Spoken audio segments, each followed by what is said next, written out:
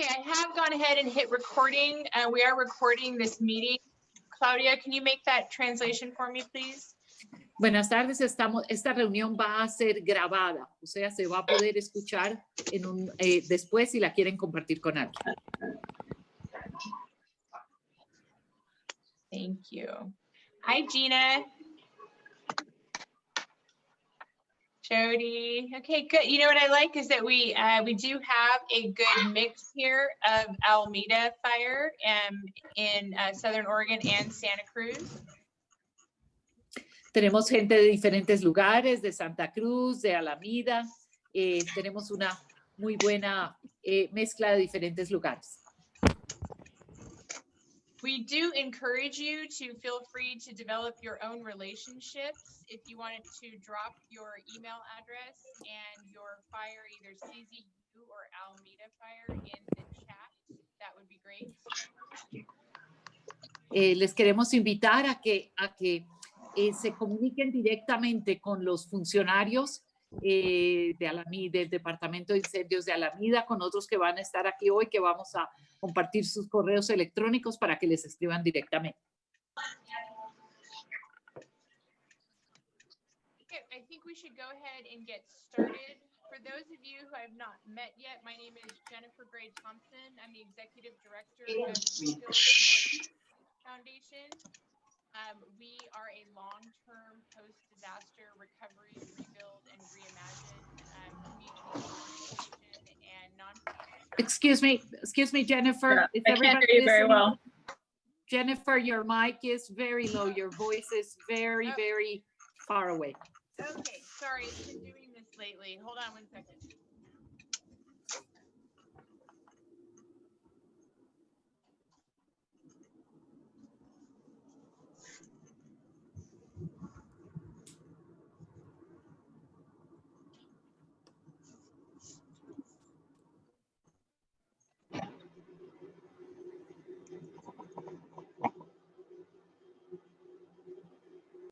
Better? No? Talk more. Is this improved at all? No. Okay. Great. Okay.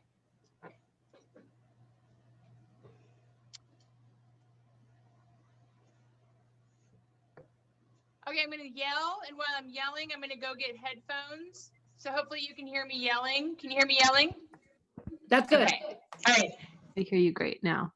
Oh, now you hear me great. Okay, so anyway, one of the things that we do is pay it forward into new communities that are newly fire affected. On this call, we have people and community leaders from Santa Cruz, the CZU Lightning Complex fires, and we have the Rogue Valley Almeda fire community, and that is Talent, Phoenix, Medford, and Ashland. Por favor, stop right there, Jen, please. Buenas tardes, aquí está hablando Jennifer Gray Thompson, que es la directora ejecutiva de Rebuild NorthBay. Está anunciando que hay diferentes funcionarios de áreas que han sido afectadas por los incendios, los diferentes incendios cercanos a Santa Cruz, a Alameda y a otras regiones. Thank you. Today we have two main subjects. The first one is going to be Legal Aid of Sonoma County is here with us. I see Ronit, who is the Executive Director of Legal Aid of Sonoma County, and Kendall Jarvis. They have done amazing work in our community, and I asked them to speak for about 30 minutes on what comes up post-disaster. We've actually had several disasters now since 2017. And I'm really grateful that they're here. If Tenemos funcionarios de Legal Aid, que es el centro de ayuda legal del condado de Sonoma. Ellos han hecho un trabajo extraordinario en el apoyo a quienes han sido afectados por los incendios. Hi, Jennifer. This is Ronit. Hi, Ronit. So good to Hi. see you. Yeah, I'm in a dark hole here intentionally. I don't want anybody to actually see me. Okay. So the rock star of our program is definitely Kendall, who's on the line here, who started with us about 2 months into the fires, not knowing what the hell I was asking her to do, and me not knowing. But I wanted to just say I'm the executive director, and I'll just talk for like 5 minutes as an overview. And then also welcome people to follow up with me if funding is something you're interested in talking about more, staffing these programs, sort of that level. Kendall is absolutely the person on the ground providing the services, so I'm not going to take up space with talking about that since she can do a better job. So Bernie, on that, let's stop for a second and let Claudia sorry, translate. sí, claro que sí. Thank you, gracias. Siento. Estas son las funcionarias de la asistencia legal en Sonoma. Estamos de nuevo invitando a que se comuniquen con ellas directamente y vamos a escuchar muy atentamente lo que tienen para compartir. So, like most of you, when the fires hit Sonoma a few years back, and that was one of the first in these series of urban fires that we've been seeing recently, we did not ever expect as a legal services program to be in the business of providing disaster relief services, nor did we have any idea. Sí. Sorry. Como saben, hace algunos años que empezaron los incendios, la organización de Legal Aid nunca se imaginó que tendría que presentar sus servicios a afectados por los incendios, pero a eso es a lo que se han visto abocados hoy en día. So I think part of the learning curve that we went through is trying to find out like what were the legal issues that would present and would they be within the scope of our program somehow, how to get up to speed on a range of issues that we had no prior experience in. There was a range of issues, and I think it's great for folks who are on this call who now have the benefit, unfortunately, of networking with a bunch of other providers who have already been through this.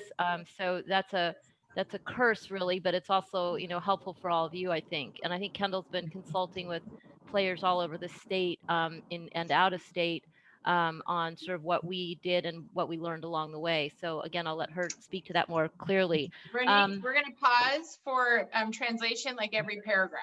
I'm so bad at that. I'm so sorry. I'm here for you. Thank you. I'm sorry. And I wish I could get more than a paragraph in my head, but no, I'll try. Of course. Bueno, Yeah. Realmente lo que el Legal Aid dice es que pues ellos no estaban preparados para todas las implicaciones legales, de servicios legales que surgirían a través de los incendios y que afortunadamente Kendall, quien trabaja allí, ha estado en contacto con agentes federales, nacionales, porque pues han tenido que aprender esto muy rápidamente. So I think one of the other things that's unique about running a disaster program and whatever program you are all from is the fact that you don't have warning on it. And so, by definition, you're not prepared at some level. And I think that is one of the challenges of entering into disaster space, period. Bueno, realmente uno de los retos más fuertes cuando se trabaja en ayuda en desastres es que los desastres llegan sin avisar. Entonces, pues prepararse para ayudar tiene inmensas dificultades, pero ahí lo han estado aprendiendo sobre la marcha. So I will say that we have had a lot of success in Sonoma County with networking with other providers, recruiting really great staff for the program, and raising funds for the program. And those are, I think, three pieces that are really important to being successful in this work. Hemos tenido mucho éxito en tres aspectos, que es en asociarnos con otras organizaciones que están trabajando también por ayudar a la gente, en contratar ayuda que sea necesaria para nosotros para poder afrontar esto y una de las cosas más importantes, en recaudar fondos para poder dar estas ayudas. I would encourage anybody who's on this call, not knowing what the scope of your questions are, to speak with me or others after about the funding aspect, because one thing that I will share with you is disaster work is long-term. It's not just in the moment handing out a backpack and a Band-Aid. That's important too, but it's a very, very long-term process. We are now we're about to go into year 4 of our program. And yes, we've had multiple other fires since then and floods, and that's only added to the chaos and the work we have to do. But the cases that we started at the beginning of this process, many of those we're still working with. And so, yeah. Quiero comentar que cuando la ayuda durante desastres es a largo plazo. Ya llevamos 4 años desde que empezaron nuestros desastres, y lo importante sobre la financiación y sobre las ayudas económicas con dinero es recordar que todo esto es a largo plazo y que por eso es importante pues saber que esto tarda siempre mucho tiempo. One last thing I'll say about that, which I think is important when you're planning your program and deciding the scope of your response, how long you're going to be in this game for, you know, what your role is. We learned from folks who were working through other disasters in other parts of the country, like the hurricanes, and particularly Hurricane Katrina, that one of the things that was really decimating for those nonprofits, stopping for translation. ¡Oh! Bueno, realmente lo importante al haber visto cómo suceden otros desastres, por ejemplo, el desastre de Katrina en Luisiana, es ver cómo para muchas organizaciones fue terrible. Entonces, ellos están aprendiendo de lo que ha pasado en desastres anteriores. So what I was going to caution folks about is that many of those nonprofits overextended themselves during the disaster and then collapsed afterwards because they had overextended themselves and not thought about the sustainability of the work they were doing. So Muchas that's de esas one of my messages. muchas de esas organizaciones caritativas se trataron de hacer demasiado y realmente colapsaron. Entonces, eso es algo que hay que tener muy en cuenta a la hora de ayudar y de ofrecer programas, es que hay que hacer las cosas con medida para poder hacer lo mejor posible sin colapsar. So final point, just to think of your work in stages. Again, how long are you going to be committed to working on this work? You know, what happens along the stages of a disaster recovery plan, because it is multi-year. And, you know, start out thinking about that. How long are you going to be committed? What is it going to take for you to do that work? And then again, what does that work look like over time? Because it changes over time. The needs of the population that you work with, I think, over the trajectory of a disaster change over time. Lo importante es recordar que hay que tomar este tipo de trabajo, este tipo de ayuda en diferentes etapas, porque es, como había mencionado anteriormente, es de largo tiempo y hay que programarse muy bien en esas etapas para no agotar recursos y para no agotar al personal. Thank you very much for inviting us to be on the call. I'd like to introduce Kendall Jarvis. Again, Kendall started with no disaster law experience because we didn't even know what that was. She's built this program. We've added a second lawyer. We're about to add a second caseworker. And she has been the force majeure behind all this legal work for the entire period. Kendall. Queremos darle la bienvenida a Kendall, quien ha sido una pieza absolutamente clave en este proyecto. Ella llegó a nosotros sin experiencia en ayuda en desastres y ella hace parte de un crecimiento que estamos teniendo en la organización con otro abogado y otro tipo de personal para fortalecernos en la ayuda. Gracias, Kendall. Thank you, Ronit and Claudia. As Ronit said, my name is Kendall Jarvis, and I was the original disaster relief attorney with Legal Aid of Sonoma County. Ronit and I literally started this program a few days after the 2017 Sonoma complex fires, really not having much of an idea what we were doing outside of the fact that we knew there was a disaster, we knew there was a need, and we knew there was a local assistance center where thousands of people were coming that needed help.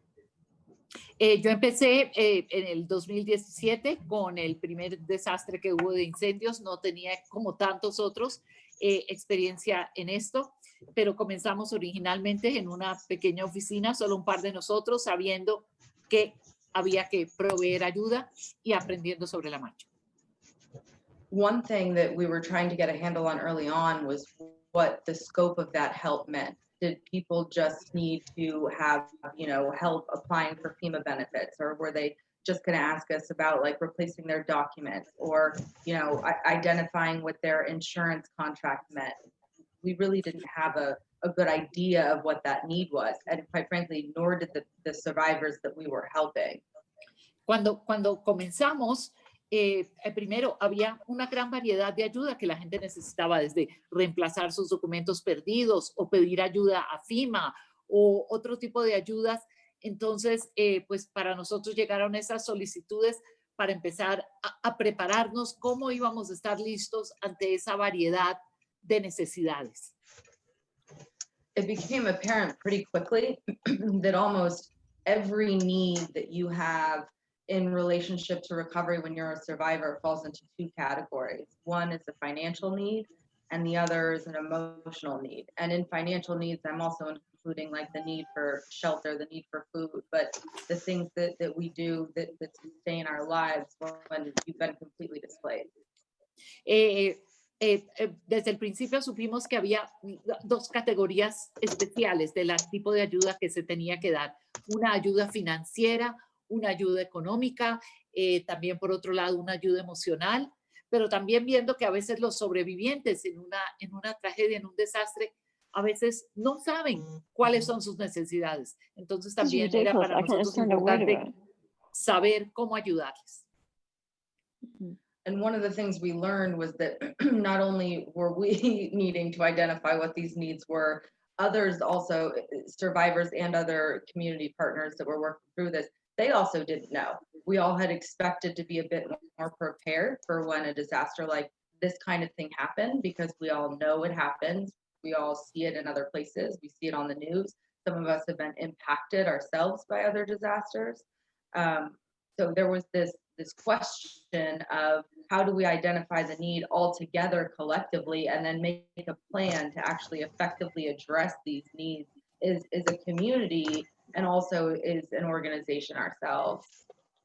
Lo importante es que al principio, así hubiéramos visto que en otros lugares habían sucedido diferentes desastres, pues no estábamos preparados, no sabíamos realmente qué esperar, qué se nos venía. Entonces, pues tal vez el primer paso fue evaluar cómo prepararnos nosotros para poder brindar la asesoría necesaria. And one thing that became apparent pretty quickly is that almost every aspect of recovery has something to do with a legal need or a legal right, which was very important to discover, and also to learn the fact that the survivors that we were dealing with were not necessarily the standard type of people that organizations like Legal Aid standardly deal with, in the sense that a lot of survivors had not previously dealt with being in a situation where they needed such types of assistance, whether it be, you know, assistance from legal aid or literally social services or help with housing or even working through the insurance process or working through, you know, the FEMA public benefits process. There was a lack of experience overall. So there was a very limited level of knowledge that the survivor brought to the table to begin with. Bueno, realmente vimos que los sobrevivientes venían con una completa falta de experiencia, porque cuando se sufre un tipo de tragedia así por primera vez, pues no se tiene experiencia. Vimos que había dos cosas: los derechos legales y los derechos legales y las necesidades legales. Los sobrevivientes a los que vamos a ayudar no son los sobrevivientes comunes de este tipo de tragedia. Muchos de ellos nunca habían estado en este tipo de situación ni solicitado ninguna ayuda legal. And the other issue we had was that a lot of people had sort of previously seen a lot of community organizations like Legal Aid, but also some of our common partners like Red Cross or Catholic Charities, you know, or others in that kind of umbrella, had seen that kind of support as something that was much more limited, meaning that they were not necessarily well aware of the fact that as a survivor of a disaster, they could reach out to these community organizations for help. So we had this obstacle almost to overcome to A, get the community to trust us, B, get the community to understand that we aren't here in this limited way. You know, this isn't just a scenario where you have to be extremely low income and or, you know, in a certain variety of vulnerabilities, because the fact that you're a survivor alone is going to make you vulnerable on some level. Bueno, también vimos que muchos habían tenido interacciones con organizaciones comunitarias como la Cruz Roja, Catholic Charities, pero habían visto que su percepción era que el apoyo de estas organizaciones era un poco más limitados. Entonces, ese también fue un obstáculo que tuvimos que superar para lograr la confianza y que los sobrevivientes entendieran que íbamos a servir a toda una cantidad de vulnerabilidades mucho más variables y mucho más extensas.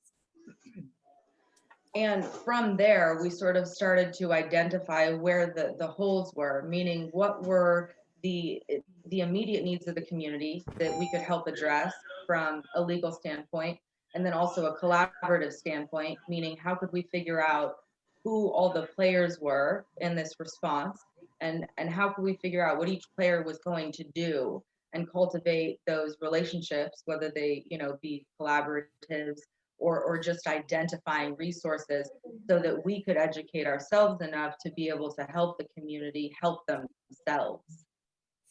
Bueno, también tuvimos que empezar a identificar dónde estaban los vacíos, dónde estaban los problemas. Tuvimos que saber cuáles eran las necesidades inmediatas con respecto a la ayuda legal, quiénes eran los involucrados, quiénes eran los que podían jugar en esto de la ayuda. Teníamos que hacer relaciones con todos, empezar a crear relaciones para servir como una red conjunta. And in researching these issues, especially in terms of how prior disasters, both within, you know, our own state, but also throughout the country, how their responses worked and how their responses didn't work, was a very helpful tool in identifying what it was that we could do to reach our highest and best, to meet, basically help and meet the needs of the largest number of community members that we possibly could. Estuvimos investigando qué había sucedido en desastres anteriores a nivel local en todo el país, qué había funcionado bien y qué no había funcionado bien, y eso nos ayudó a buscar cómo podríamos cumplir nuestro mejor esfuerzo para ayudar en la mayor cantidad de necesidades posibles. Kendall, can I interrupt for just a second? I'd like to interject a sort of larger point. I don't really know, I'm not entirely clear, and I apologize myself for, in terms of who the audience is here and what their goal is, but I want to encourage, it sounds like we have a cross-pollination of agencies. I'd like to really encourage everybody to think about, you know, how the legal services programs in your area can, you know, be intertwined into what work you're doing to help disaster survivors. Just as a, so I just want to stop and translate that. Bueno, realmente hay un comentario, Ronnie, sobre quién es la audiencia, quién está hoy con nosotros, cuál es la meta. Hay que pensar cómo estas ayudas legales en cada una de sus áreas realmente puede funcionar en una forma práctica. So just to give you a couple of examples, our program has leveraged over $8 million for survivors that they would not have had access to but for our intervention. And we've assisted thousands of people. And as a result of that work and policy work, we've had hundreds of people that have housing today that wouldn't have had it. So and I'm not saying that to brag, but more to say this is really an important tool in helping your community move forward. Solo quiero anotar que, por ejemplo, hemos conseguido $8 millones para sobrevivientes, miles que no tenían, ha sido una mezcla de trabajo de política y de trabajo de campo, cientos que no tenían casa, ahora la tienen. No es por comentar más sobre lo que estamos haciendo, sino por mostrar realmente cuál puede ser el impacto. So if I can interject, you know, I consider our legal aid in Sonoma County as full-on rock stars. And so if they are bragging on themselves, yay them, because they should, they really earned it.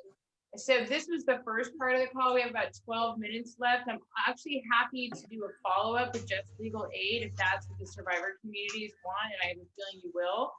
But what I'd like to do now is pause so we could have some questions.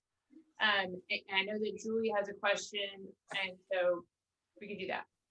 Bueno, realmente Jennifer comenta que la oficina de Legal Aid del condado de Sonoma es extraordinaria y que por lo tanto pues tienen todo el derecho de contar todo lo bueno que se ha logrado y que en este momento vamos a hacer una pausa si hay preguntas y respuestas precisamente para enfocarnos en esa ayuda legal.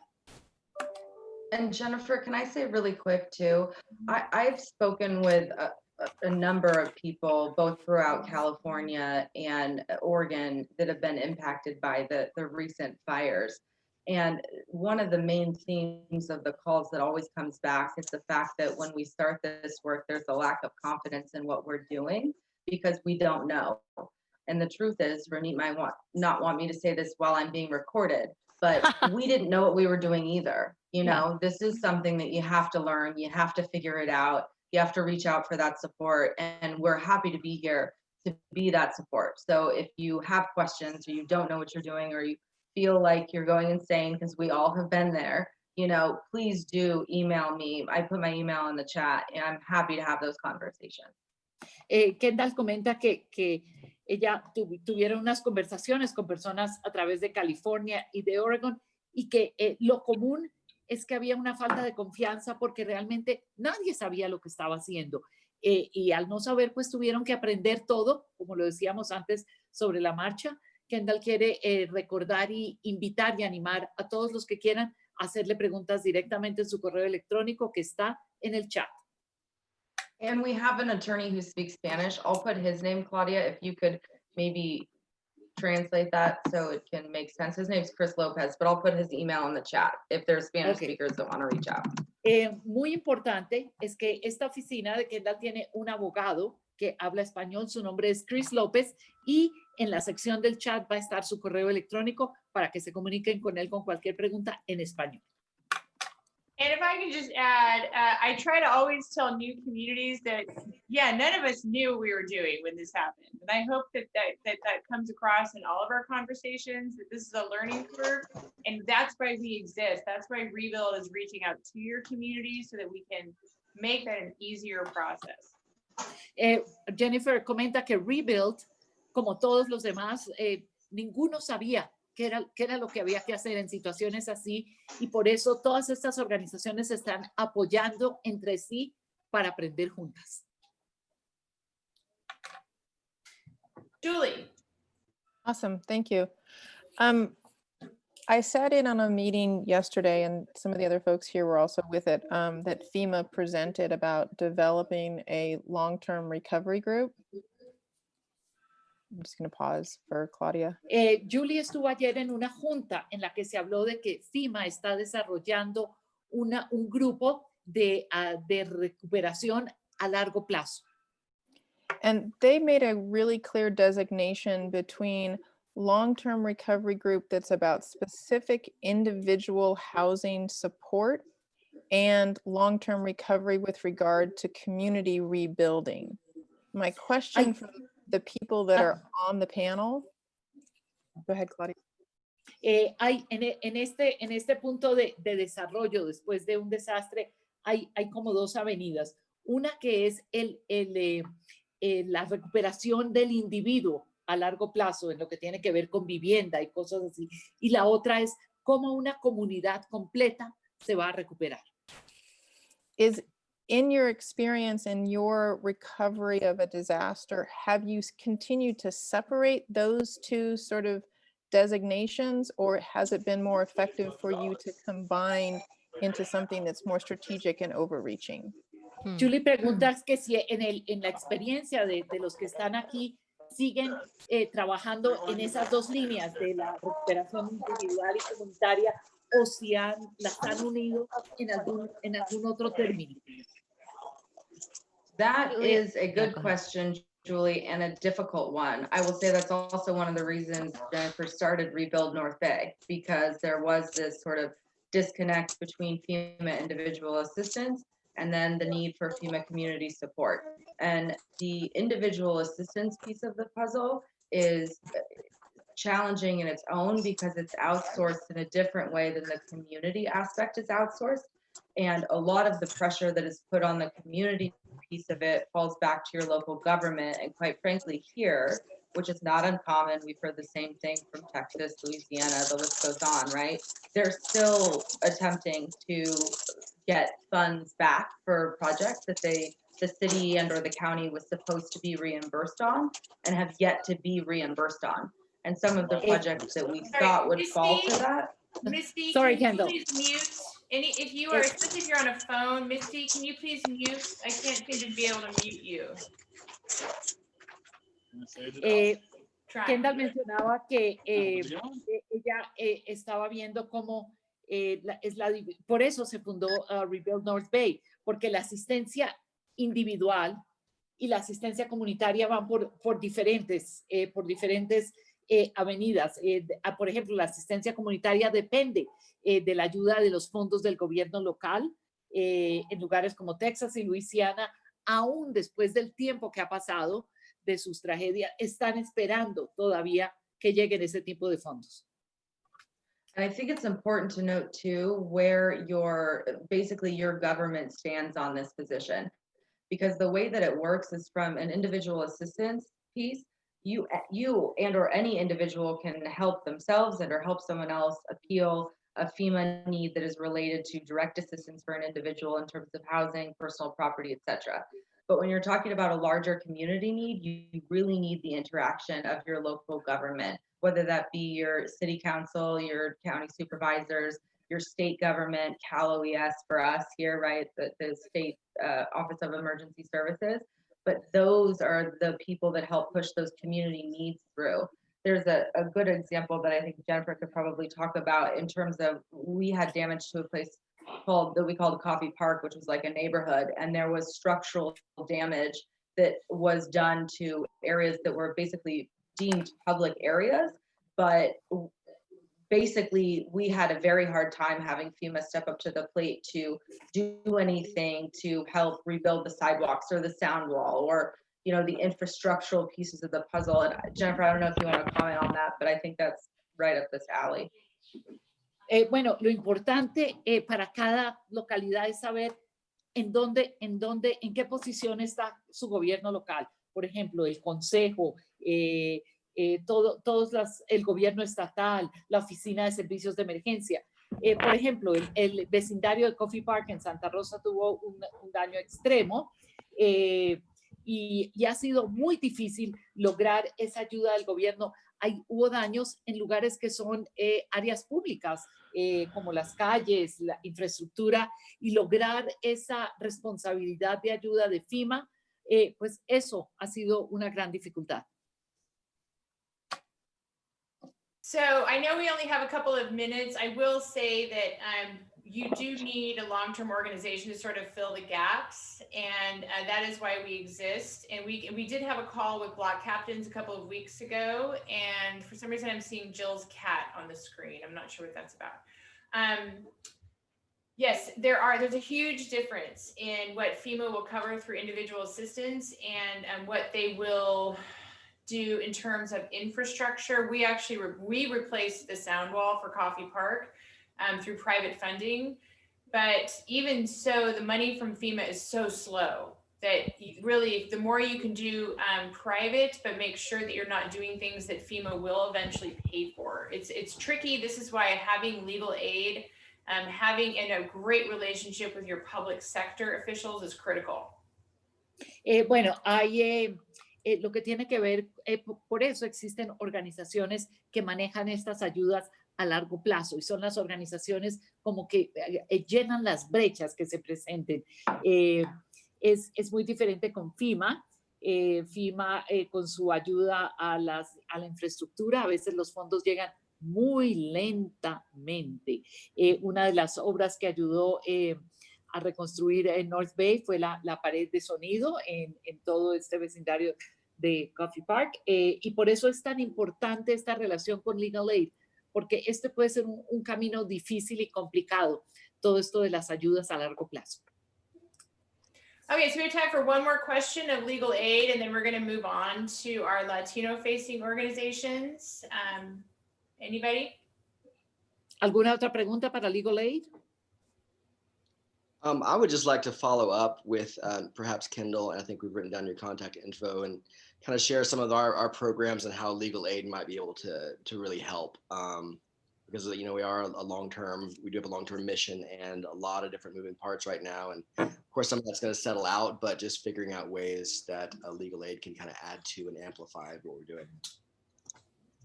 Vamos a combinar con Legal Aid ahora cómo nos podemos ayudar entre nosotros y cómo Legal Aid realmente entra a ser parte importante en todos los programas que se están haciendo. And Jennifer, Thank you. someone in the chat asked about a blueprint, which I put a very vague response to in the chat. So if that individual wants to follow up with us, we can certainly connect them to resources. It's just really a question of what the focus is. So I'm happy to respond more at length to that question if you want to get a hold of me outside the meeting. Hay una pregunta que se le ha hecho a Ronit y ella va a contestar en forma más detallada fuera de la junta. And this is a reminder that when I go into these other communities, what I'm bringing with me is an ecosystem of care, and that a big part of that ecosystem is legal aid, is our Latinx facing organizations, is the Black captains, is the public sector. So I feel very proud to have your time today, both you, Kendall, and Ronit, and I really just want to thank you. I welcome you to stay on for the rest of the call, but thank you so much. Thank you for inviting us, Jennifer, and I'm glad you mentioned block captains. I was going to say neighborhood organizing is a huge part of rolling out any program that you want to push out there. That made a huge difference for us in terms of, how to make our program more effective. So I don't care what your service is. If you have a neighborhood structure underlining in your community ahead of time, that is a go button that makes things much, much more efficient. So my final note. Ronit hace un gran énfasis en la importancia que tiene la organización a nivel de pequeñas comunidades, de barrios, de colonias, de grupos de personas en una comunidad, porque cuando hay una buena organización, los programas realmente pueden funcionar en forma mucho más sólida. Y se agradece también la presencia de Kendall y Ron. Thank you. Okay, so just to introduce you to the rest of the people on this call, the organizations rather, Alma couldn't make it because she is doing COVID work with vineyard workers today. But I do have Angie Sanchez from Corazon Healdsburg is on the call, and I've worked with her during the 2017 fires. And sorry, go ahead. Bueno, Jennifer menciona que ahora vamos a tener la parte de las organizaciones que ayudan a la comunidad latina. Alma no puede estar con nosotros porque está haciendo trabajo relacionado con COVID con los trabajadores de los viñedos. Tenemos a Angie Sánchez de la organización Corazón de Healdsburg, con quien Jennifer ha trabajado anteriormente. Thank you. We also have Juan Hernandez. He is the executive director of La Luz Center in Sonoma Valley. Corazon Healdsburg and La Luz Center serve different sides of Sonoma County, and both have now extensive experience in current disaster relief, post-disaster, and long-term. También nos acompaña Juan Hernández, el director ejecutivo de el Centro La Luz del Valle de Sonoma. Tanto Angie como Juan con sus organizaciones cubren diferentes partes del condado de Sonoma y tienen extensa experiencia en lo que es la ayuda post-desastre, luego de un desastre, y todos los servicios que una comunidad requiere luego de un desastre. So if we could start, actually, Angie, why don't you introduce yourself, and then Claudia will translate, and your organization, and then Juan, if you would introduce yourself and your organization, then we'll get briefly to each of your experience, translate that, and then we're going to go right to questions a little faster, okay? Jennifer, before we start, I do want to mention that Angie was the lead for us at La Luz Center in 2017. So whatever Angie says is exactly what happened at La Luz Center. So you've got like a 2-for-1 with Angie. So I'll add some color after that. Juan está mencionando que Angie, Angie fue realmente la líder en todo el trabajo post desastre del 2017 en La Luz. Entonces, lo que Angie diga que pasó, Luz, Juan dice que eso es así, y entonces eso le da color a lo que se va a hablar. thank you. Buenas tardes, good afternoon, everybody. I'm Angie Sanchez, formerly from La Luz Center, now at Corazon Healdsburg. I'm the head of programs over at Corazon, which is a nonprofit in Healdsburg, but we serve all of northern Sonoma County from Windsor to Cloverdale. And a lot of the community that we serve is, the Latinx community. We have a lot of agricultural workers and a big indigenous community. And so we have a bilingual resource center. We provide family support programs, educational programs, and we do a lot of referrals to partners regarding immigration, legal assistance, and we just really do a little bit of everything. Bueno, yo soy Angie Sánchez, estaba anteriormente con el Centro La Luz y ahora con Corazón Hillsborough soy directora de programas. Esta organización cubre la comunidad del norte de Sonoma, es una comunidad latina, muy agrícola entre Windsor y Cloverdale. También hay una comunidad indígena. Tenemos un centro, realmente un centro bilingüe que da servicios a la familia, educación, da referidos y presta ayuda a inmigrantes y también asuntos legales.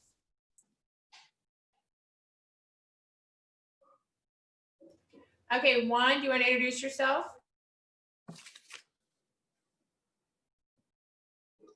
Hello, my name is Juan Hernandez. I'm the Executive Director of La Luz Center. In 2017, we were the main organization focused on the Latino community in Sonoma Valley. Mi nombre es Juan Hernández, soy el director ejecutivo del Centro La Luz. En el 2017 fuimos realmente el foco de atención a nuestra comunidad latina local del Valle de Sonoma.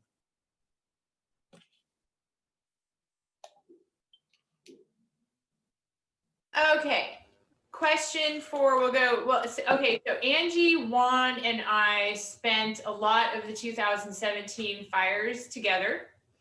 A lot of time figuring out food systems and relief. And we learned a few things about how we needed to, what were the immediate needs of the Latinx community. But now most of the people on this call are like 2 months post-disaster. So Angie, if you could go and then Juan could go to talk about how did the needs change? How is it different serving this community? In ways that were culturally relevant, and what were the greatest needs that arose over the short, medium, and long term? Cuando hubo los incendios del 2017, Jennifer, Juan y Angie pasaron muchísimo tiempo juntos trabajando sobre saber cuáles eran las necesidades inmediatas de la comunidad, necesidades en atención de comida, emocional, etcétera. Pero ahora, luego de 2 meses, luego de un desastre, entonces lo que queremos hablar es qué cambios hay en esas necesidades, cuáles son los temas culturales que son importantes de tener en cuenta y qué les ha enseñado esa experiencia. And wait, before I forget, Claudia also helped a lot, and she was our translator for CAL FIRE. So love you, thank you. Bueno, yo también estaba ayudando en este grupo, siendo lo de siempre, un puente de traducción, un puente de noticias comunitarias, etc. We were the dream team in 2017. It really was a unique situation because it was like the first time something like that ever happened in our community in 2017. So I think we really were the group who had to just go into and figure out everything that was happening. And so at La Luz, when we were there and you had Juan outside, I still remember watering the building and making sure it wasn't going to catch on fire. But I think immediately we did that rapid relief and like those direct support, which was like the direct financial aid, giving everybody the food. But like 2 months post, we really had everybody supporting like the staff and doing like case management and doing intakes for the families and really assessing like what everybody's need was. And a lot of the families we saw had lost a lot of income during the fires because they didn't work, which then made them fall behind on their bills. And so it was really, how could we support these families in that recovery phase? And then from there, like we also then talked about the building, long-lasting power and how do we, be resilient as a community. And so we started doing also a lot of things about civic engagement and making sure our community was counted in census and, voter engagement as well. Bueno, realmente cuando sucedió lo del 2017 fue una experiencia única y que por primera vez nuestra comunidad del Valle de Sonoma sufría algo así.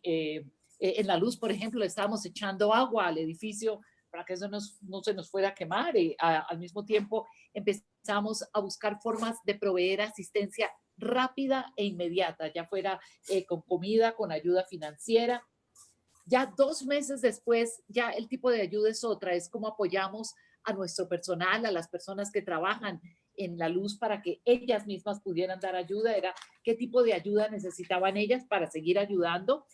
Tuvimos que evaluar cuáles eran las necesidades reales y veíamos que había pérdida de ingresos, la gente se atrasaba con sus cuentas de servicios, que ya el apoyo que se tenía que dar era mucho más a largo plazo, a pensar en cómo íbamos a lograr promover la participación de la comunidad, cómo íbamos a lograr que la comunidad participara en cosas como la votación. Entonces ya 2 meses después, la ayuda y lo que estamos haciendo cambia un poco. Also, Lisa Carreño just joined us, and she is president of our United Way of Wine Country. She's also one of my board members, and she's on the board of the Community Foundation here in Sonoma County, as well as Los Cien. Lisa, will you please introduce yourself? Yes. Hola, everybody. Lisa Carreño, President and CEO of United Way of the Wine Country, Vice Chair for Los Cien, Sonoma County, a member of the Community Foundation Board, and also for the Rebuild North Bay Board. I'm sorry to be joining you late. I'm coming from another meeting for another project that Jennifer has worked on with us, Map One Sonoma, and some grant-making decisions that we're presenting to our board tomorrow. So I apologize for being late. Bueno, queremos presentar. Hola, Lisa. This is Claudia. Glad to see you here. Hi, nice to see you. Spanish. Hola. Lisa es presidente de United Way, de Wine Country. También está en la junta directiva de la Fundación de la Comunidad. Es vicedirectora del grupo de Los 100. Está en la junta de Rebuild North Bay. Y está con nosotros hasta ahora porque estaba en otra junta de un proyecto con el que está trabajando con Jennifer.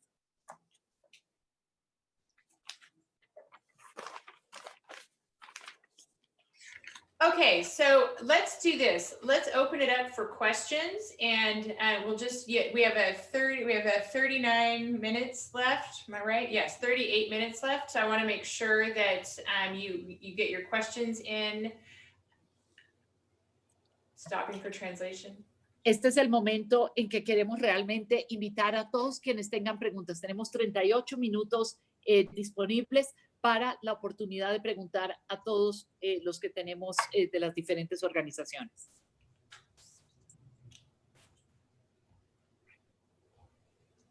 I have a question.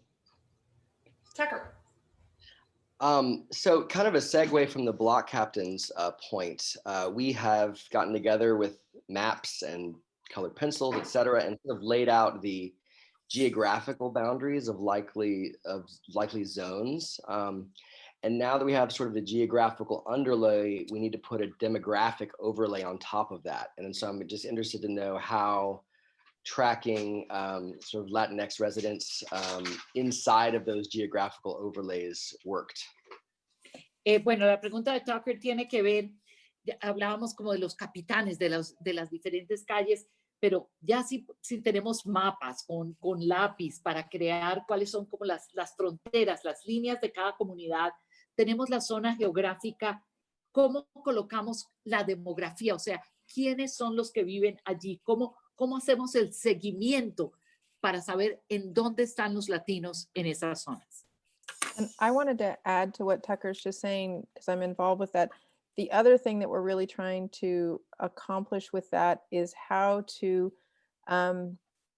stay in contact with the Latina community based on the neighborhood that they were living in, even though they may now be in a completely different community that they may have to be in for 18 months, 2 years, 3 years until their community can be rebuilt. And how do you overlay that so that we stay connected and yet don't have too much conflict of overlay?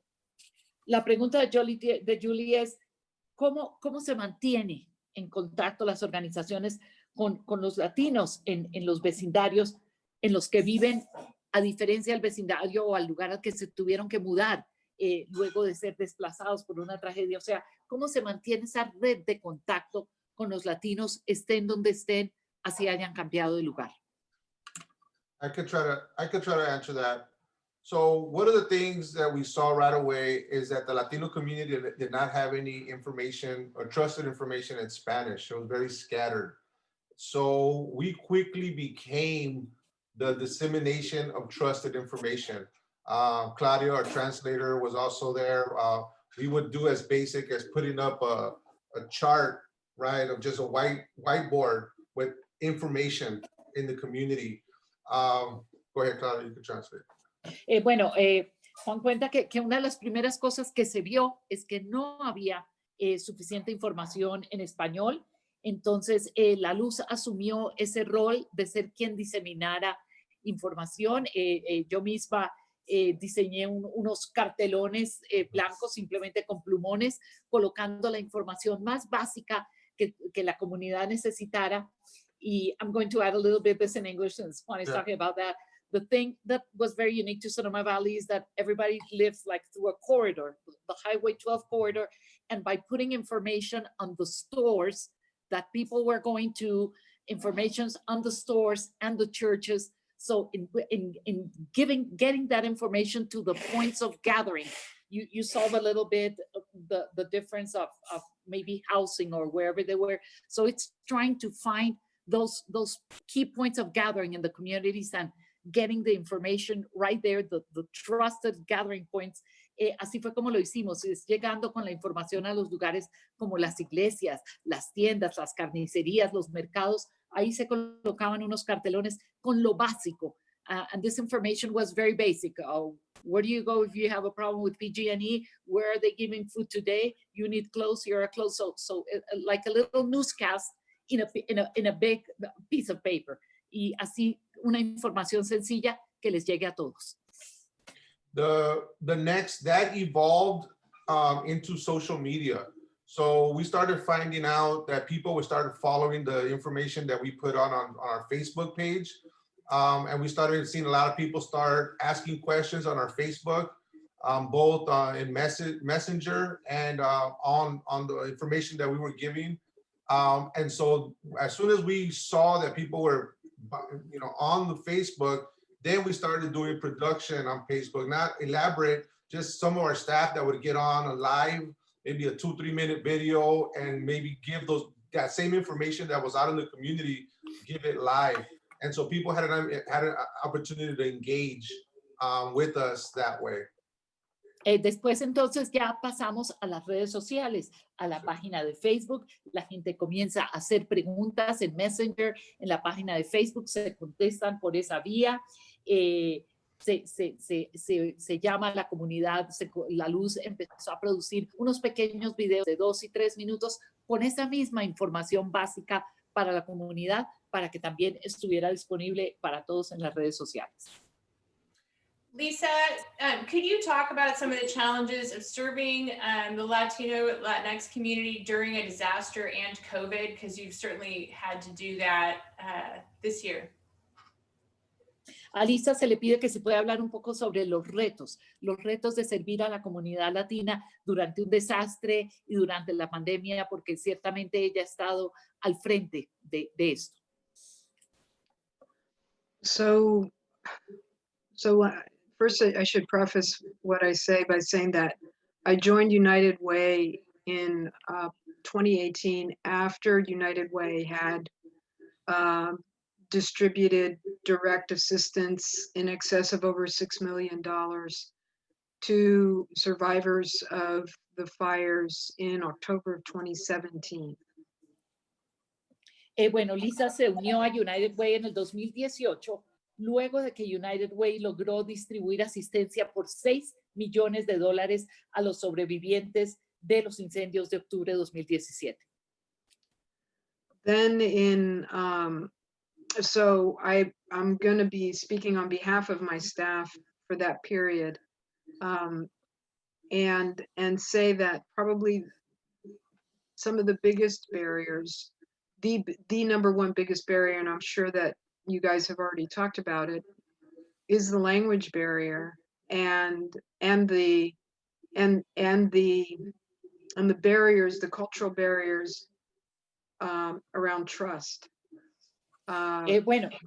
Realmente aquí Lisa está hablando no solamente a nombre propio, sino de todo el grupo que trabaja con ella, y consideran que la barrera número 1 es la que tiene que ver con la diferencia de idioma, con la diferencia de cultura y con la confianza que pueda tener una comunidad que habla un idioma diferente y tiene una cultura diferente. So I think our biggest takeaway from that experience in 2017 was it was important for United Way, the wine country, to collaborate with direct service providers like La Luz that are the trusted partners. You know, one, we either need to staff up with more Spanish language and other language speakers, and we have since then. In addition to that, we need to collaborate with trusted partners like La Luz and Corazon Hillsburg, because you all have the day-to-day contact and the day-to-day confidence building and trust building. Lo que nos resultó, lo que Lisa y United Way aprendió de todo esto fue la necesidad de colaborar, de que United Way colaborara directamente con los proveedores de servicios que están día a día en contacto con la comunidad, como el Centro La Luz, como Corazon Hillsburg, y también en buscar una forma de aumentar los agentes que hablan español para poder comunicarse con la comunidad y ver la importancia de esa colaboración con las organizaciones que tienen el contacto directo con quienes está sirviendo. So in the direct relief and recovery funding that we've done in 2018, 2019, 2020, what we have done is we have given grants to our partners to enable our partners to provide direct financial assistance to families, also to engage additional translation resources, particularly in the indigenous languages, because we have large populations of people speaking at least 3 different indigenous languages who do not speak Spanish. And we want to be sure that they have access to our support and resources too. En toda la ayuda financiera que dimos durante el 2018, 19, 20, fue precisamente estos subsidios a estos asociados, a estas organizaciones, para que pudieran asistir a las familias directamente con más servicio de traducción, sobre todo a lenguas indígenas. Hay una gran población en el condado de Sonoma que habla idiomas como el mixteco y otros que realmente no tiene acceso, se le impide el acceso por no tener un contacto de traducción para poder comunicarse. So in addition to La Luz and Corazon, our go-to strategic partners over these last couple of years have become KBBF, because they broadcast in all of those languages. Sonoma County Latinos Unidos, and La Unión Indígena. In addition, last July 2019, United Way of the Wine Country became the administrator for 211 Sonoma. And we have worked with our call center staff and partners to rebuild the database. We're still working on rebuilding the Spanish language capacity on the site, but it's much better than it used to be. And when we took over a little more than a year ago, 15 months ago or so, the percentage of calls from at least the Latinx community was like, there is like this. Now we're looking at something like 50% of our calls coming from Spanish language callers and from all over the county rather than from solely central Santa Rosa. You can go to that site now. Sorry, Lisa. Sorry, Claudia. I'm going to capture Go ahead, everywhere. go ahead. Además de la Luz Center y de Corazon Hillsburg, también otro asociado muy importante ha sido la estación de radio KBBF, porque ellos transmiten programas en los lenguajes indígenas. Otros asociados han sido Latinos Unidos del Condado de Sonoma, la Unión Indígena, y en julio del 2019 nos convertimos en los administradores de la línea de ayuda telefónica 211. Estamos tratando de construir toda esta base de datos para aumentar la capacidad en español. Por ejemplo, y lo bueno a contar es que hace un año me imagino que Lisa estaba mostrando como que habían 0 llamadas o muy pocas, pero ahora ya se ha llegado a un 50% de llamadas y eso es lo que quieren continuar aumentando. So if you go to 211 Sonoma's website now, you can find on the data reports, on the interactive reports, how many Spanish language callers are calling us and what they're calling us about, and the zip codes from which they're calling us. I'll put the website in the chat. Last barrier. I already did. I Go did it ahead. for you, Sorry, Lisa. Claudia, go ahead. Este thank you. sitio Okay. de las llamadas, el centro de llamadas 211, en la página web están los reportes de información de las llamadas que se reciben, quién llama, de qué código postal llama y sobre qué se tratan las llamadas, lo cual da una muy buena idea de qué es lo que la comunidad está pensando y necesitando a la hora de atender a un centro de llamadas. And the last thing I want to say, just as in terms of barriers to service, Jennifer, to answer your question, probably one of the biggest barriers to service that I'm experiencing is the narrow definition applied to who is a victim of one of the fires. That's right. And it's because the narrow, who's in charge gets to define who the victims are, right? What we know, for example, is that our students are broadly traumatized, failing in school, less because of sort of the immediate disaster that we're coping with around COVID-19 and distance learning, and more because of a broader sense of uncertainty about their future that is exacerbated by every single natural disaster we have. And that cumulative trauma is destroying their sense of a future. Otra barrera en los servicios es la definición muy estrecha de quién es una víctima. Y esa definición depende de quién está mandando.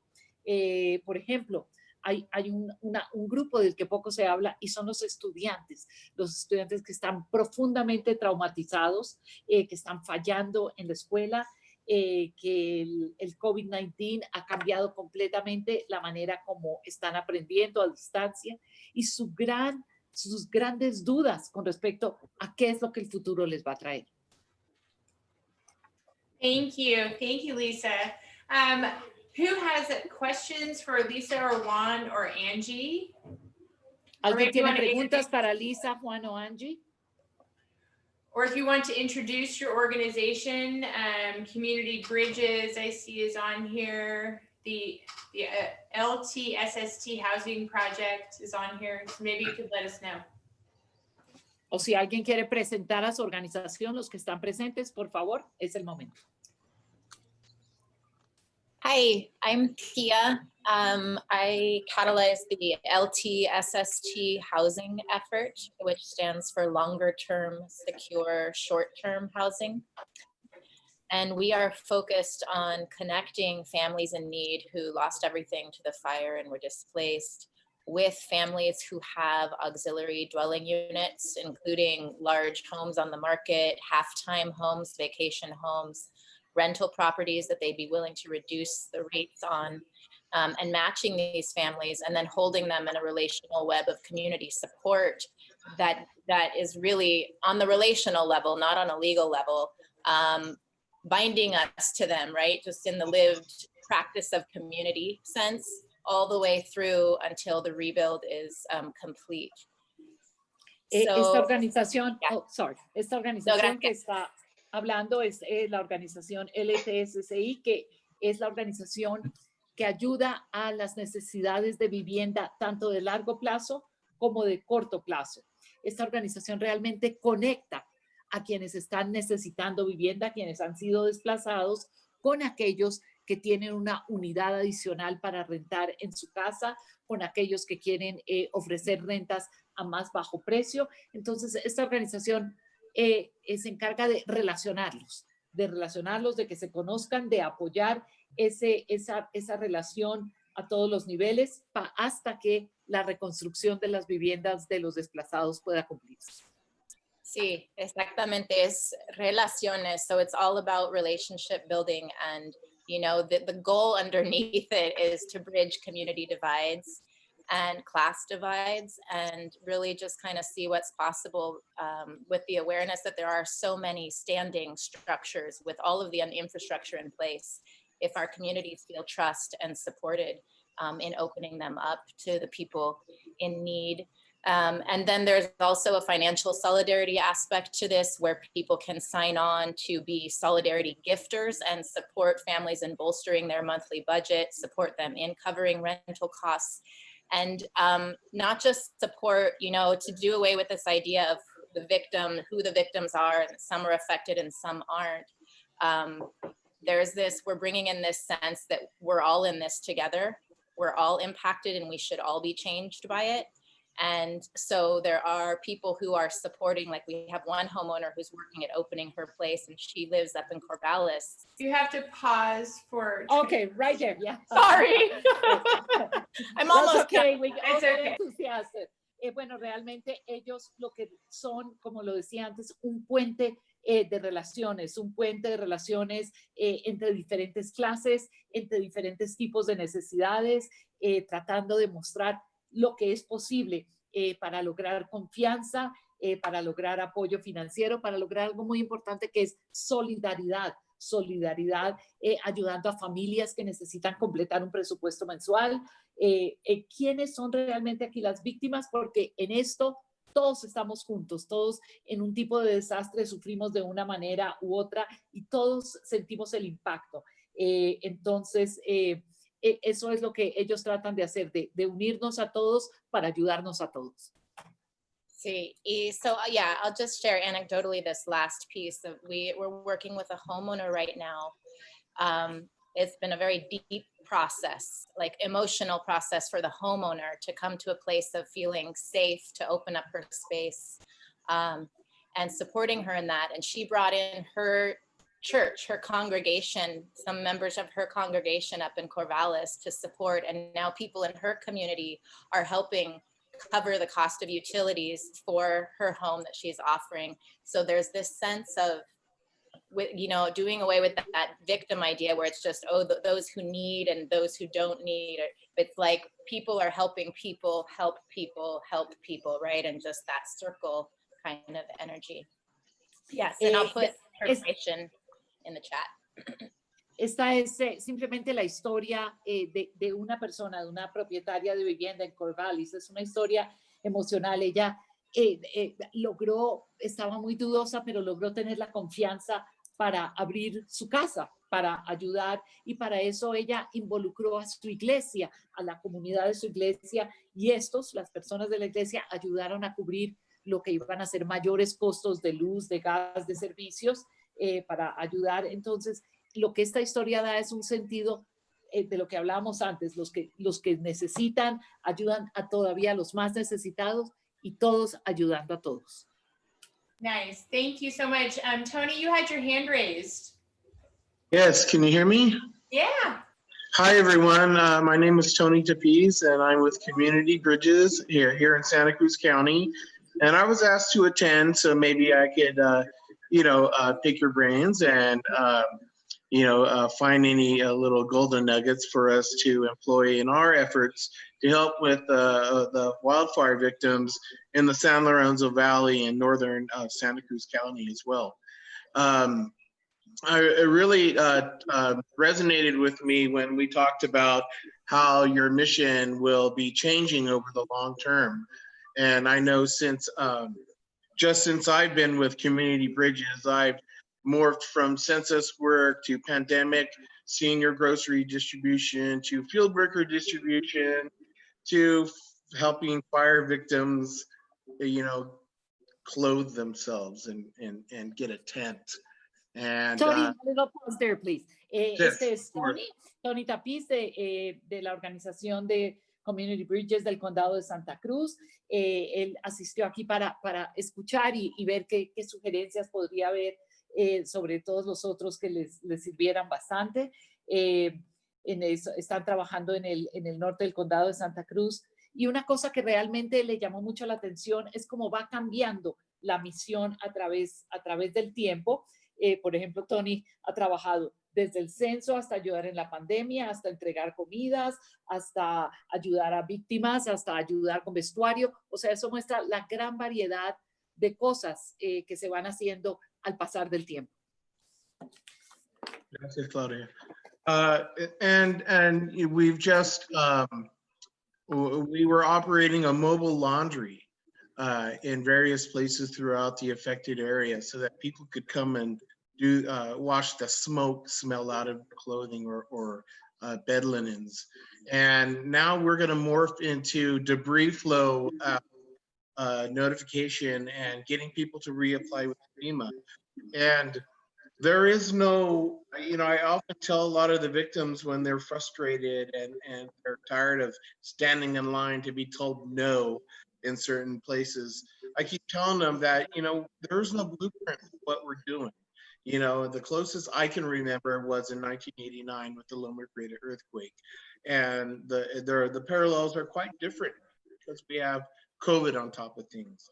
But one thing I wanted to mention, and this goes to working with our indigenous communities, which initially we found it very difficult to communicate. And, you know, I had to be proactive, and I found Mixteco speakers volunteered to make a public service announcement. And on the day we were to record, they arrived and they found out that they spoke completely unintelligible dialects. So instead of producing the first Mixteco PSA, I actually produced the first two Mixteco PSAs used for the census. And we found a radio station that would help us. And I just want to encourage everyone to think outside the box and, you know, look for where that community is needing the help. I'm pretty sure we're going to start up laundry again. I'm sorry. Bueno, Sorry. con ese perro, that's my cue.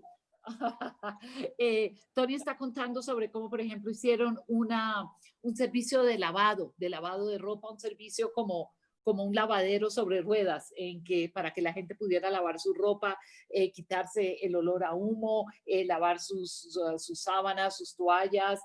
Otra cosa es ayudarlos con todas los procesos de notificaciones con FEMA, saber que todas estas víctimas tenían que hacer muchas líneas en todas partes, que en tantas ocasiones les decían no los podemos ayudar. En ver, por ejemplo, que cuando sucedió Loma Prieta en 1989, las diferencias, son muchas las diferencias porque a esto también le agregamos COVID. Habla también sobre el importante trabajo, como lo mencionó Lisa, con las comunidades indígenas, porque la dificultad para comunicarse con ellos es bastante, y cómo lo hizo de una manera proactiva, buscó a unos presentadores voluntarios que pudieran ayudar a grabar unos anuncios comunitarios en la radio, y el día que llegan a grabar los anuncios resulta que que no es un solo lenguaje indígena, sino que eran como diferentes dialectos. Entonces, pues toca hacer como partir esta torta en varios pedazos y hacer varios, lo que Tony resume como siempre hay que pensar fuera de la caja, hay que pensar fuera de las situaciones y ser muy creativo.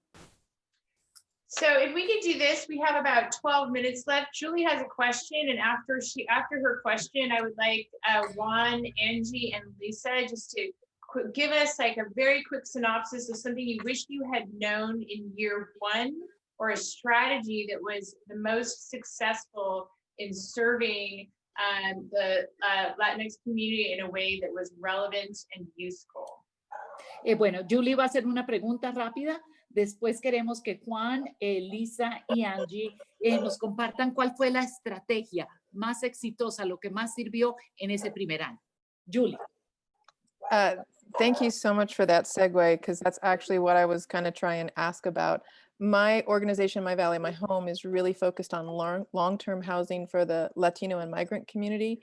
And so we're right now just trying to make sure that we have the connections and develop those as we're still going through the immediate disaster. So I would love to hear what we should be paying attention to now, so that when we get to that next point, we've already got some stuff under our belt. So thanks for the segue.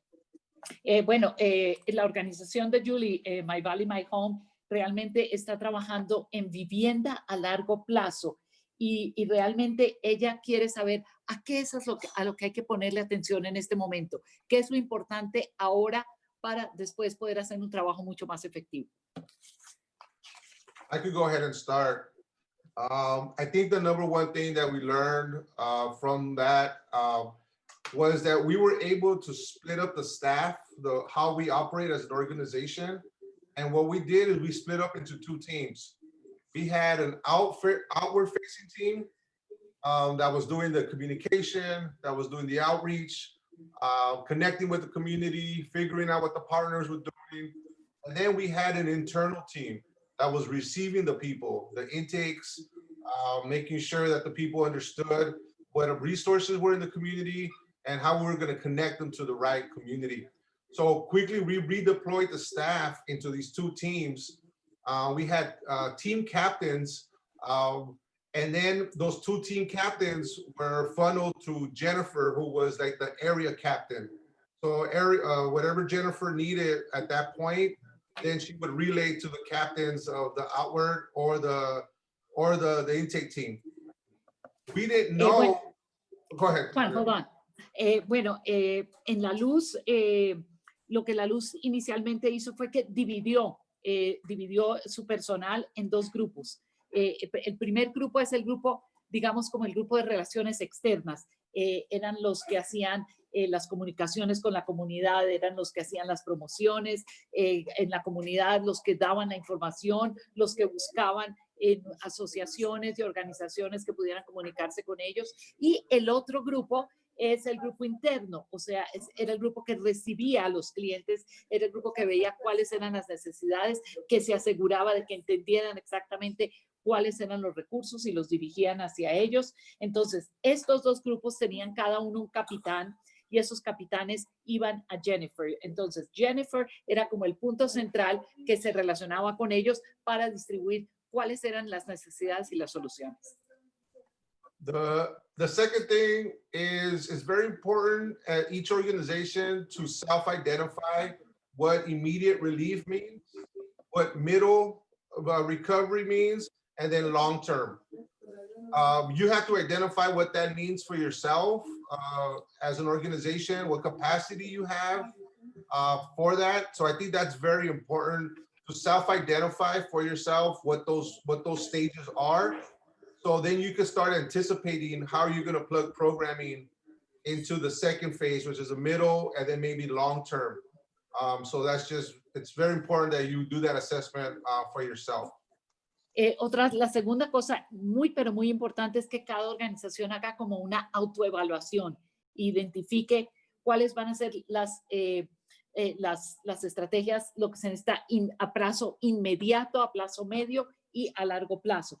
¿Qué tipo de capacidades tiene la organización para hacer este tipo de servicios? Es pero muy importante saber cuáles van a ser los niveles y las etapas para poder anticipar, para poder saber con anticipación y estar preparados para lo que va a ser la segunda fase de servicio a más largo plazo.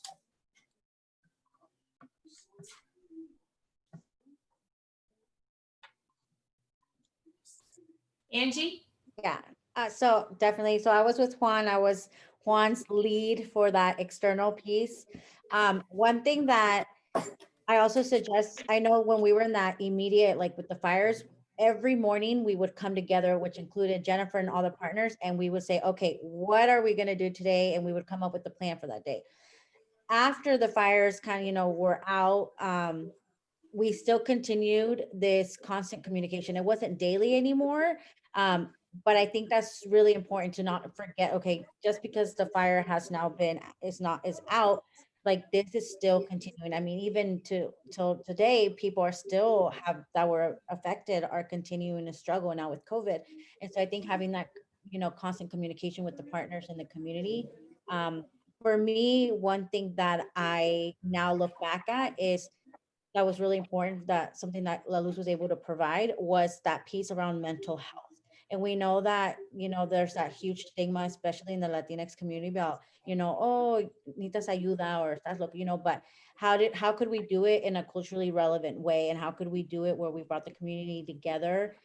So we had I remember we had DIA. We were like, are we going to have DIA after the 2017 fires? But we did it in a way of bringing community together. We hosted something called Recetas y Remedios, where we brought everybody into the kitchen and we were making tests and talking about like, what do you feel even like a year post the fires, but having that conversation about like mental health and having opportunities for those, you know, community members, not just because they lost a fire, but also they, you know, that trauma. Sorry. Go, Claudia. Angie cuenta que inmediatamente a los días siguientes a los incendios, todos los días había una reunión de grupo para decidir qué se iba a hacer ese día. O sea, en este momento todo es muy inmediato. Aún después de los incendios, las reuniones tienen que continuar entre los grupos porque es importante recordar que todavía las necesidades siguen y el trauma y las heridas siguen hasta el día de hoy. Y sobre todo hay que estar en constante comunicación con todas las organizaciones con las que se trabaja y sobre todo un tema muy importante del que no se habla mucho porque es un estigma en la comunidad latina y es la salud mental. Es cómo servirlo en forma que sea culturalmente relevante, es decidir, por ejemplo, si una celebración como el Día de los Muertos se iba a continuar haciendo, es crear eventos como uno que hicieron que se llamaba Recetas y Remedios, o sea, es traer a la comunidad para que platique alrededor de la cocina sobre cómo se siente y para que pueda contar lo que de otra manera, si no se habla, podría convertirse en un problema de salud mental. If I can add before Lisa goes, there is a grant that your county can request from the federal government if you've been in a disaster, and that grant will pay for mental health care. And Debbie Mason is who asked for it from Northern Sonoma County. And maybe Lisa remembers the name of the grant, but it also allowed multiple organizations, CBOs in our region to provide mental health care in Spanish. Like you guys had yoga in Spanish too. I mean, there are a lot of options, but you have to ask for it. So I'd have to find out what the name of that is, unless Lisa remembers. Jennifer está mencionando que hay un subsidio que se puede pedir al gobierno federal que ayuda a pagar por servicios de atención mental. Debbie Mason del norte del condado de Sonoma sabe más sobre esto. La mayoría de organizaciones comunitarias ofrecen algún tipo de programa de salud mental que hasta incluye clases de yoga. Hay muchas opciones, pero lo importante es recordar que estos fondos están disponibles.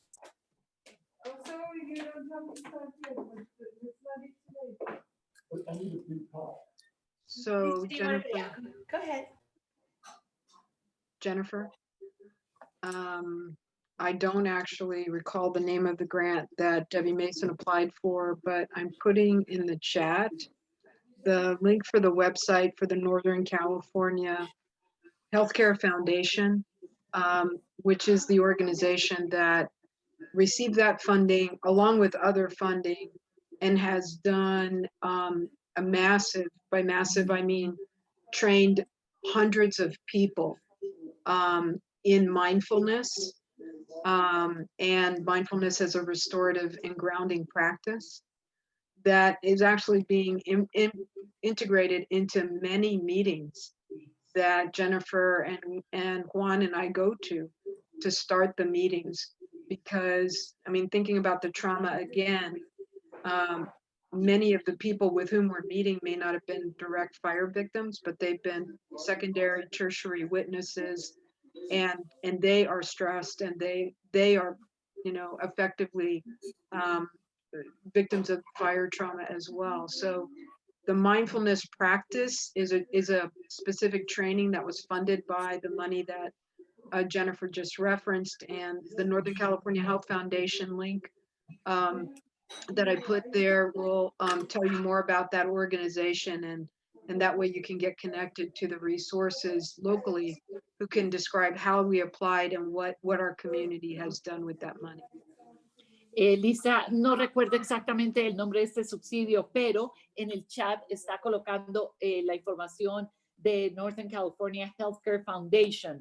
Ellos hicieron un entrenamiento masivo de cientos de personas en lo que se denomina mindfulness. Es como este proceso de estar completamente en el buen estado mental, en la práctica de integrar todas las juntas a las que asistieron, por ejemplo, Jennifer, Juan y Lisa. Es cómo empezar una reunión con personas que han sido afectadas por un trauma, no solamente las primeras víctimas, sino hay otras que son secundarias, terciarias, que han sido testigos de lo que ha sucedido. Entonces, cómo hay acceso a todos estos fondos que existen para estos diferentes tipos de trauma. And then Lisa, if you could just give a lesson from year one, we'll call you back. Don't worry, like in 6 months Okay. for lessons for next ones. But I think that the United Way team that I work with would say from year one that what they learned right away, and Juan has actually already referenced this, is about the need, the importance of giving yourself permission to quickly pivot, to quickly assess with live information that you're getting from your trusted strategic partners, what some of the immediate needs are, and redeploy the resources you need to meet the immediate emergency. And then to be looking ahead, as Jennifer noted, at what is emerging so that you can be planning for the future, how you're going to meet those emergency needs while you are still addressing the immediate relief needs. I think one of the central takeaways that our Executive Vice President Jennifer O'Donnell will share is there is tremendous value in communicating and coordinating what you're doing with your strategic and trusted partners. Here in Sonoma County, we needed to create an organization called Community Organizations Active in Disaster because it didn't exist in 2017. Now it does. It's standing up as a permanent 501c3. They informally started by just sharing information daily and throughout the day as conditions changed. Now that organization, it's called COAD for short, is scrambled for every single disaster when a disaster is anticipated. So for example, with the fires that we've recently had in August and September, the high fire danger triggered the opening of the Emergency Operations Center. That triggered the inclusion of COAD and all the COAD partners in all of the advanced planning. And they began to scramble all of their staff and volunteers and resources to get them where they needed to go. This level of preparedness and advanced planning that includes nurturing the relationships and continuing the communication throughout the emergency is essential to your success. Okay, so, entonces, el primer año, ¿qué dice Lisa que es lo importante? Y ella reitera lo que Juan habló sobre la necesidad de que la organización se dé a sí misma el permiso de evaluar y de cambiar de dirección hacia donde esté la necesidad de redirigir los recursos, al mismo tiempo que está atendiendo lo inmediato que está sucediendo. Por otro lado, también está evaluando lo que se va a necesitar a largo plazo, a empezar a planear hacia el futuro. Mientras una de las cosas importantes que Lisa mencionó es el tremendo valor que tiene el relacionarse y el comunicarse con los asociados, con las otras organizaciones que están trabajando en lo mismo. Sonoma, el condado de Sonoma no lo tenía hasta que se fundó el Sonoma Community Active and Disaster, que se volvió ya una organización no lucrativa que empezó a compartir informes todos los días y diariamente. Y entonces ahora, como se llaman ahora COED, ellos estaban buscando ya, estaban anticipando cualquier desastre que sucediera el cual llegó en agosto y septiembre. Al momento que supieron que hubo un aumento en el peligro de incendios, eso activó a todos los otros asociados a que comenzaran su planeación con el personal, con los voluntarios. Entonces, este tipo de relaciones tan importantes en esta red de ayuda se vuelve completamente esencial. Thank you, Claudia, so much for all of your work prior to this. Thank you all for joining. I know we're a few minutes over. Thank you to the fire affected communities and Angie and Lisa and Juan. And I want to say this in closing, that as you move through this process, remember it is an ecosystem and everyone has a part to play, and there's plenty of disaster to go around. So when it starts to get cranky around this time, just to take a deep breath and remember your community,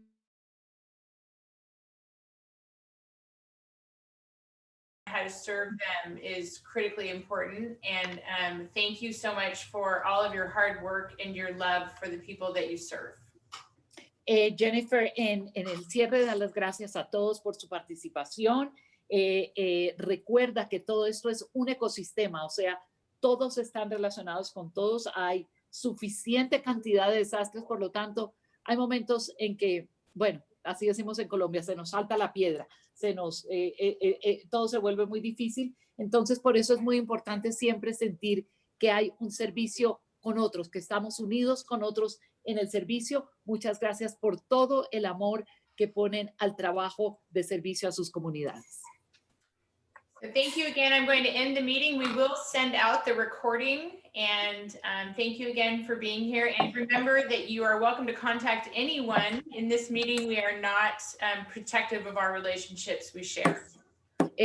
Esta reunión va a ser grabada y además todos se pueden comunicar con todos. Toda la comunicación es muy abierta. Los recursos, los correos electrónicos están allí. Muchas gracias.